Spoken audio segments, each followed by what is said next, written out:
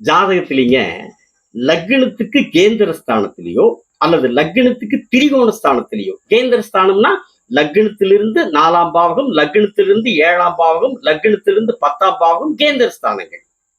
அதே மாதிரி லக்னத்திலிருந்து 5ஆம் பாவகம், லக்னத்திலிருந்து 9ஆம் பாவகம் திரிகோண ஸ்தானங்கள். ஜாதகத்தில் இது பலம் வாய்ந்த ஸ்தானங்கள். சரிங்களா? லக்னம்ங்கிறது கேந்திரம் திரிகோணம் ரெண்டுக்கும் காரணம் வைக்கக்கூடிய அதிபலம் வாய்ந்த ஸ்தானம் லக்னஸ்தானம். சரிங்களா?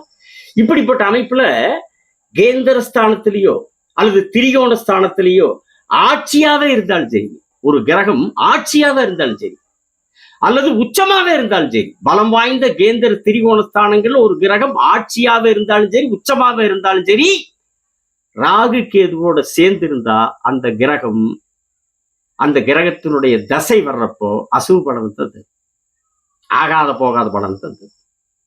அதே நேரத்துல ராகு கேதுவோட எந்த அளவுக்கு நெருங்கி இருக்கிறாங்களோ அந்த அளவுக்கு அந்த கிரகம் பாதிப்பை சந்திக்கும். எந்த அளவுக்கு விலகி இருக்கிறாங்களோ, டிகிரி வாய்ஸ தள்ளி இருக்கிறாங்களோ அந்த அளவுக்கு அந்த கிரகம் பாதிப்பை குறைவாக சந்திக்கும். அதே நேரத்துல ஒரே பாவகத்துக்குள்ளேயே ராகு கேதுவோட இருந்தாலும் இணைவே இல்லாத தன்மையும் அமைப்பும் இருக்குது. அது அவங்க தனிப்பட்ட ஜாதகத்துல ராகு கேது என்ன டிகிரியில் இருக்கிறாங்க, அந்த ராகு கேதுவோட சேர்ந்து இருக்கிற அந்த ஒரே பாவகத்துக்குள்ள இருக்கிற கிரகம் என்ன டிகிரியில் இருக்கிறாங்கன்னு அவங்க தனிப்பட்ட ஜாதகம் தான் தீர்மானிக்கும். அப்படி ஒரே பாவகத்துக்குள்ளேயே இருந்தாலும் ராகு கேதுவோட இணைவில்லாமல் இருந்தால் அந்த கிரகம் எந்த பாதிப்பையும் ஜாதகருக்கு தராது. நல்ல பலனையே தன்னுடைய தசா காலத்தில் தன்னுடைய நல்ல ஆதிபத்தியத்துக்கேற்ப தரும். சரிங்களா?